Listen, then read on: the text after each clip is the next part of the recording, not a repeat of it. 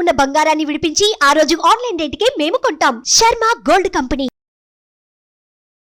నమస్కారం. ప్రస్తుతం మనతో పాటు ఇస్కాన్ టెంపుల్ నుంచి ప్రణవానంద ప్రభుజీ ఉన్నారు. వారు ముంబైలోని గోవర్ధన్ ఇకో విలేజ్ ఆశ్రమంలో సేవ చేస్తూ ఉంటారు. ప్రత్యేకంగా శ్రీకృష్ణ భగవానుడి గురించి, వారి లీలల గురించి, ఇప్పటి జనరేషన్ అసలు శ్రీకృష్ణ భగవాన్ నుంచి ఏం నేర్చుకోవాలో, శ్రీకృష్ణ తత్వం సమస్త మానవాళికి ఏం చెబుతోందో వారి ప్రవచనాల ద్వారా వివిధ మాధ్యమాల్లో వివరిస్తూ ఉన్నారు. ప్రస్తుతం సుమన్ టీవీ స్టూడియోలో ఉన్నారు. వారితో మాట్లాడదాం. ప్రణవానంద ప్రభుజీ, నమస్కారం అండి. హరే కృష్ణ. ప్రభుజీ, చాలా మంది వీడియోస్ చూసి కామెంట్స్ పెడుతూ ఉన్నారు. వాళ్ళు కూడా మీతో మాట్లాడాలి, కొన్ని ప్రశ్నలు అడగాలి వాళ్ళ గురించి అని మనం భావిస్తున్నప్పటికీ అది కుదరని పని కాబట్టి కామెంట్స్ లో పెడుతున్నారు. ఆ క్వశ్చన్స్ నేను మిమ్మల్ని అడుగుతున్నాను. అందులో అడిగిన ప్రశ్నలు ఏమిటంటే, కొంతమంది విద్యార్థులే, అది కూడా ఇంజనీరింగ్ చదివే పిల్లలు కావచ్చు, ఇలా వాళ్ళు ఏం చదువుతున్నారో కూడా వాళ్ళు అక్కడ రాయటం కూడా చూసాను నేను. ఆ కామెంట్స్ లో అడిగింది ఏంటంటే, కొన్ని డిస్ట్రాక్షన్స్ ఇప్పుడు చూస్తున్నాము. ఎంత మంచిగా మేము వెళ్దాం అనుకున్నా అది ఏజ్ ఎఫెక్టో ఏంటో తెలియదు, కానీ మంచి వీడియో చూద్దామని యూట్యూబ్ లో వెతికినా కూడా ఏదో ఇంకొక వీడియో రావటం, మైండ్ అంతా డైవర్ట్ అయిపోవటం. మేము ఎంత మంచి చేద్దామన్నా కూడా మాకు చుట్టుపక్కల ఉన్న అట్రాక్షన్స్ వల్ల మేము చేయలేకపోతున్నాం, శ్రద్ధ పెట్టలేకపోతున్నాం చదువు మీద అని చాలా మంది స్టూడెంట్స్ నుంచి వచ్చిన క్వశ్చన్ ఇది. ఈ డిస్ట్రాక్షన్స్ నుంచి ఎలా బయటపడాలి అని అడుగుతున్నారు. మీకు ఒక విషయం చెప్తానండి. డిస్ట్రాక్షన్ అనేది కేవలం ఒక ఏజ్కి సంబంధించింది కాదు. ఓకే. ఒకసారి అక్బర్ బీర్బల్ని అడుగుతారనమాట, ముసలితనంలో మన దగ్గర ఉండే అనర్థాలు అంటే ఆ యొక్క కోరికలు ఇవన్నీ పోతాయి కాబట్టి ఈ యంగ్ ఏజ్, మీరు అన్నారు కదా, ఆ ఏజ్ ప్రభావం బట్టే ఈ ఒకటి ఉంటుంది అని అన్నారు. అంటే బీర్బల్ అన్నారు, అది కాదయ్యా, ఎప్పుడైనా సరే ఎక్కడికైనా సరే మన హృదయం శుద్ధీకరణ జరగలేదు అని అంటే ఎప్పుడు ఉండే ఉంటాయి అని అంటే ఆయన నమ్మారనమాట. సరే రేపు పొద్దున రా నిరూపిస్తాను అని చెప్తారు.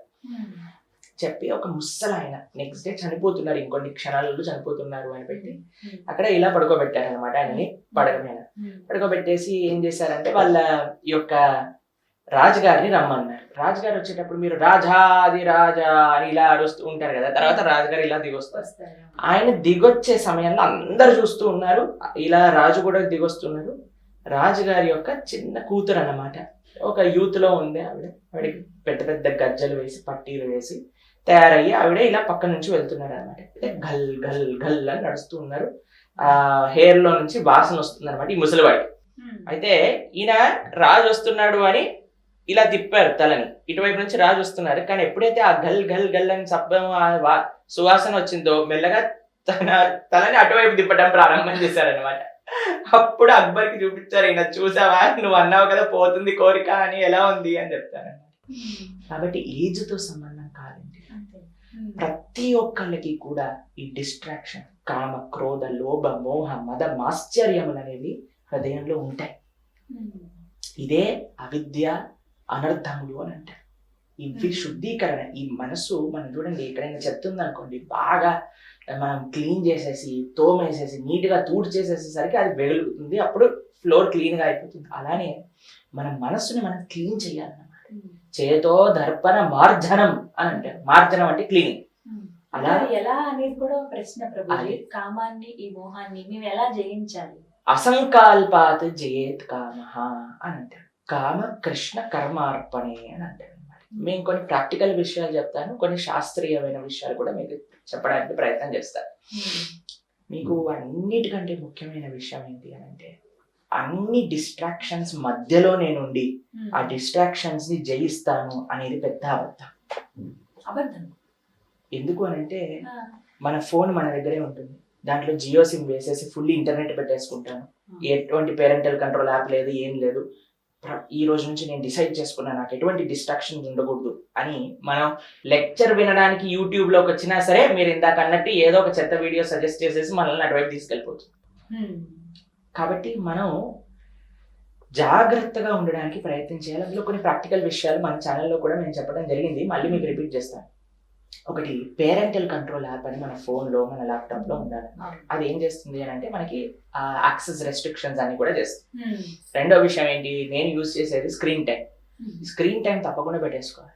నాది వాట్సాప్ ½ an hour అయిపోయాక బంద్ అయిపోతుంది అన్నమాట. అలానే అన్ని అప్లికేషన్స్ కి ఏదైతే మనకి డిస్ట్రాక్షన్స్ ఇస్తుందో అది చేస్తుంది. దాని తర్వాత యూత్ కోసం నేను స్పెసిఫిక్ గా చెప్తున్నాను, చాలా కాంప్లికేటెడ్ పాస్వర్డ్స్. మా ఫ్రెండ్ ఒకడు ఉండేవాడు అనమాట, ఎంత పెద్ద పాస్వర్డ్ పెట్టుకునేవాడు అని అంటే అసలు ఆ పాస్వర్డ్ టైప్ చేసేటప్పుడు నీరసం వచ్చేది అనమాట, ఇంకా లోపలికి వెళ్ళేవాడు కాదు. చాలా అవసరం ఉంటే తప్ప లోపలికి వెళ్ళకుండా అలా కాంప్లికేటెడ్ పాస్వర్డ్స్ పెట్టడం కూడా ట్రై చేయొచ్చు. అన్నిటికంటే అండి మనం ఏం చేసినా సరే మన మనస్సు కానీ బాగాలేదు అన్నప్పుడు మనం ఎన్ని చేసినా సరే వాటిలలో నుంచి ఎక్స్క్యూజెస్ తీసుకొని మనం తప్పు చేస్తూనే ఉంటాం. అన్నిటికంటే క్రక్స్ ఏంటి అని అంటే మన మనస్సుని కంట్రోల్ చేసుకోవటం. అది ఎలా వస్తుంది అని అంటే మన వల్ల సాధ్యమవుతుందా అని అంటే అవ్వని పని, అది భగవంతుడి దయ ఉండాలి. కామ కృష్ణ కర్మ అర్పణి అని అంటారు. మనం కృష్ణుడి కోసం కృష్ణ భక్తి కృష్ణ సేవ మన దగ్గర ఉండే ఎనర్జీని అన్నిటికంటే ఏంటో తెలుసా అండి, ఖాళీగా ఉండకూడదు. And ideal mind is devils work shop అని మనం వింటూ ఉంటాం అన్నమాట. కాబట్టి ఎంత వీలైతే అంత మనం ఏదో ఒక పని చేస్తూ ఉండాలి. ఒంటరిగా ఉండటము, అనవసరమైన ఆలోచనలతో ఉండటము, ఇవన్నీ చేయకూడదు. మీకు ఒక విషయం చెప్తాను, ఈ యొక్క డిస్ట్రాక్షన్స్ అనేవి ఏంటో తెలుసా అండి, మీకు ఎప్పుడైనా ఇచ్చింగ్ వస్తుందా అంటే ఏదైనా పుండు అయినప్పుడు మనకి అక్కడ గోకాలు అనిపిస్తుంది, మనకి తెలుస్తుంది. కానీ అక్కడ మాత్రం మనం ఇలా ఇలా ఇచ్చింగ్ చేసామనుకోండి అది పుండు అయిపోతుంది, పెద్దదవుతుంది. ఆ యొక్క ఇచ్చింగ్ సెన్సేషన్ వచ్చినప్పుడు కంట్రోల్ చేసుకోవడం చాలా కష్టం. మీకు ఎప్పుడైనా ఈ యొక్క ఎక్స్పీరియన్స్ ఉండే ఉంటుంది అందరికి కూడా.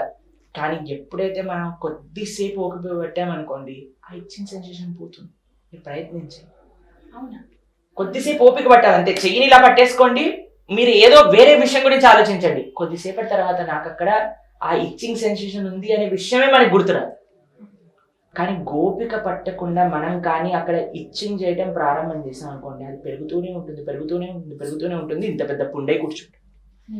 కాబట్టి ఎప్పుడైనా మనకి చెడు ఆలోచనలు వచ్చాయి అని అంటే మనసుని వెంటనే అక్కడ నుంచి కట్ చేయండి, వేరే పనులలో పెట్టండి. కొద్దిసేపు ఆ వేరే పనిలో మీ మనసుని పెట్టండి, కొద్దిసేపట్లో ఆ యొక్క ఆలోచన పోతుంది. కొంతమంది ఏం చెప్తారు తెలుసా, ఈ ప్రపంచంలో చెడు ఆలోచనలు వచ్చినప్పుడు చెడు పనులు చేసేటప్పుడు ఎంతగా చేసేయాలంటే ఆ పని పైన విరక్తి పుట్టాలి, అప్పుడు పోతుంది అని చెప్తారు. ఇది పెద్ద అబద్ధం.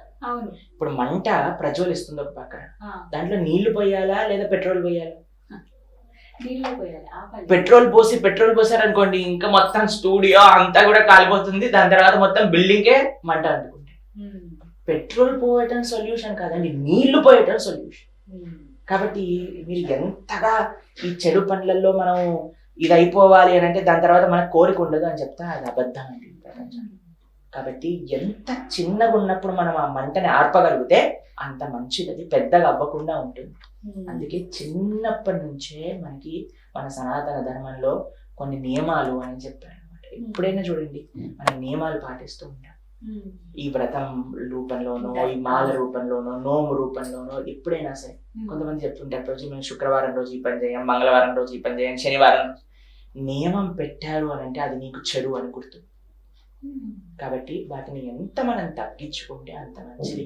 మరి మేము ఎలా ప్రభుజీ మనసుని ఎలా నిగ్రహ చేయగలుగుతాము అని అంటే మీకు ఒక ఆధ్యాత్మిక సాధన, అన్నిటికంటే గొప్ప సాధన ఏంటి అంటే భగవంతుడి యొక్క నామాన్ని జపం చేయండి. మంత్ర మెడిటేషన్ అనే ఈ టెక్నిక్ ని మీరు ఫాలో అవ్వండి.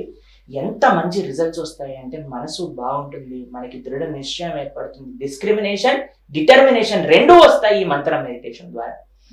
ఏంటది అంటే ప్రతిరోజు ఒక 15 నిమిషాలు 20 నిమిషాలు అరగంట సేపు మీరు మీ సమయాన్ని తీసి హరే కృష్ణ కృష్ణ కృష్ణ హరే హరే, హరే రామ రామ రామ హరే హరే ఈ మంత్రాన్ని జపం చేయండి. ఎంత స్ట్రెంగ్త్ ఇస్తుంది అని అంటే మనం బ్యాటరీని ఛార్జ్ చేసినట్టుగా మన మనస్సు మన శరీరం మొత్తం కూడా ఆ పాజిటివిటీ ఆ స్పిరిచువాలిటీతో ఛార్జ్ అయిపోతుంది అన్నమాట. ఎవరైనా హ్యాపీగా జపం చేసుకోవచ్చు. మనం జపం గురించి లాస్ట్ టైం మాట్లాడుకున్నాం, అలా చక్కగా జపం చేయండి. మన మనసు పైన ఎంత నిగ్రహం వస్తుందో మనకు తెలుస్తుంది. కాబట్టి మనము మన దగ్గర ఉండే చెడు విషయాలను నిగ్రహించటం ఇంకా ఏ మార్గంతో సాధ్యం కాదండి. మనకి తెలుసు విశ్వామిత్రుడు మెడిటేషన్ చేశారు, అరణ్యంలోకి వెళ్ళి తపస్సు చేయడానికి కూర్చున్నారు. మేనక రంభ వీళ్ళందరూ వచ్చి డిస్ట్రాక్ట్ చేసేస్తారు, మనకి తెలుసు ఈ విషయం గురించి. ఒకసారి కామం ద్వారా, ఇంకోసారి కోపం ద్వారా ఆయన తన యొక్క తపశ్శక్తిని మొత్తం కూడా కోల్పోతారు. కానీ అదే విషయం ఒక కృష్ణ భక్తుడు ఉన్నారండి, ఆయన పేరు హరిదాస్ ఠాకూర్ అని అంటాడు అన్నమాట. ఆయన జపం చేస్తూ ఉంటాడు. రోజుకి ఎన్ని గంటలు జపం చేసేవారో తెలుసా? 24 గంటలలో 22 గంటలు జపం చేసేవారు. అయితే ఇలా జపం చేస్తూ ఉన్నప్పుడు ఆయన అంటే కొంతమంది పడని వాళ్ళు ఉండేవారు అనమాట. వాళ్ళు ఒక వేష్యను పంపించారు ఆయన దగ్గరికి. ఈయనని ఎలా అయినా డిస్ట్రాక్ట్ చేసేసి ఈయనతో తప్పు చేయించేసి అప్పుడు మొత్తం సమాజంలో ఈయనని మనం చెడుగా అనుకోవచ్చు అని ఆవిడ వెళ్తుంది, ఆయన దగ్గరకు వస్తుంది అనమాట. అయ్యా నేను మీతో ఎంజాయ్ చేయాలనుకుంటున్నా అని. ఈవిడ పేరు లక్షహీర అంటారు, చాలా సౌందర్యవతి అనమాట. ఆవిడ వచ్చి ఈయన డిస్ట్రాక్ట్ చేయడానికి ప్రయత్నం చేస్తుంది. అయితే ఈయన అంటాడు, అమ్మ నేను జపం చేస్తున్నా, కూర్చో, జపం అయిపోయాక నీతో మాట్లాడతా అని. జపం చేస్తున్నారు. సాయంత్రం అయిపోయింది, రాత్రి అయిపోయింది, పొద్దున అయిపోయింది, ఇంకా జపం చేస్తూనే ఉన్నారు. అయ్యా పొద్దున అయిపోయింది అంటే సరే మరి సాయంత్రం పూట రా. మళ్ళీ సాయంత్రం పూట వచ్చింది, చూసేసరికి జపం చేస్తున్నాడు. అయ్యా మన ఇద్దరం ఎంజాయ్ చేద్దామని అంటే వెయిట్ చేయి, జపం అయిపోగానే వస్తా. అలా 3 రోజులు అయ్యేసరికి ఆయన కళ్ళు తెరిచేసరికి ఈవిడ కూడా ఒక జపమాల పట్టుకొని కూర్చుంది అనమాట, జపం చేస్తూ ఉందన్నమాట. కాబట్టి ఆ స్ట్రెంగ్త్ మనకి, మనతో ఉండే వాళ్ళందరి లోపల ట్రాన్స్ఫర్మేషన్ అనేది భగవద్భక్తి అది సులభంగా మనకి కలిగిస్తుంది అనమాట. కాబట్టి ఈ భగవద్భక్తి, ఈ కృష్ణ నామ జపం, ఈ భగవత్ సాంగత్యం, మంచి వాళ్ళ సాంగత్యంలో ఉండటం చేత ఎప్పుడు కూడా మంచి విషయాలు మనం స్వీకరించడం చేత మన హృదయంలో ఉండే చెత్త, ఇప్పుడు చూడండి ఒక గ్లాస్ లో మురికి నీళ్లు ఉన్నాయనుకోండి, పైనుంచి మనం నీళ్లు పోస్తూ మంచి నీళ్లు పోస్తూ ఉంటే ఈ మురికంతా బయటకు వెళ్ళిపోతుంది. కొద్దిసేపటి తర్వాత ఈ గ్లాస్ లో మొత్తం కూడా మంచి నీళ్లు ఉంటాయి. అలా ఇప్పుడు మన హృదయంలో చెత్త ఉంది, మన మనసులో చెత్త ఉంది అనుకోండి, మంచి విషయాలు, ఆధ్యాత్మిక కృష్ణ సంబంధమైన విషయాలన్నీ కూడా వింటూ ఉండండి, చూస్తూ ఉండండి. కేవలం ఏమంటారో తెలుసండి, చెడు చూడకూడదు, చెడు వినకూడదు, చెడు మాట్లాడకూడదు, చెడు ఆలోచించకూడదు అంటే దాంతో సరిపోదండి. చెడుని చూడకపోవటం ఎంతైతే ముఖ్యమో మంచిని చూడటం కూడా అంతే ముఖ్యం. మంచిని వినటం అంత ముఖ్యం, మంచిని ఆచరించటం అంత ముఖ్యం, మంచిని మాట్లాడటం అంత ముఖ్యం. కాబట్టి ఇలా చేసినప్పుడు తప్పకుండా ఎంతమంది, మా యొక్క సొంత జీవితంలో నేను మీకు చెప్తాను, ఎంతో మంది వందలాది యూత్స్ మేము చూసాం. వాళ్ళ జీవితాల్లో ఉండే చెడు అలవాట్లన్నీ కూడా వాళ్ళు మారి మంచి ఆధ్యాత్మిక మార్గంలో వేలాది మందిని ఇప్పుడు కూడా మనం చూస్తున్నాం అన్నమాట. ఎందుకు సాధ్యమైంది అని అంటే కృష్ణ సాధన ద్వారా, ఆధ్యాత్మిక భక్తి సాధన ద్వారా ఇది సాధ్యమవుతుంది. కాబట్టి మీరు అస్సలు కంగారు పడకండి, ఎటువంటి చెడు అలవాట్లున్నా అన్నీ పోతాయి. మనం ఆ సంకల్పం చేసుకోవాలి, కృష్ణుని ప్రార్థన చేయాలి, ఆ కృష్ణ నామం జపం చేయాలి, మంచి వాళ్ళ సాంగత్యంలో ఉండాలి, మంచి విషయాలు ఉండాలి. అదే ప్రయత్నం ద్వారా మనం భగవద్గీత, భాగవతం, రామాయణం, మహాభారతం ఇవన్నీ చెప్తూ ఉన్నాం అన్నమాట. ఎందుకు అంటే ఈ మంచి వినటం చేత హృదయంలో ఉండే ఆ చెత్త అంతా కూడా బయటకు వచ్చేస్తుంది అన్నమాట. చక్కగా వివరించారు ప్రభుజీ. నమస్తే. హరే కృష్ణ.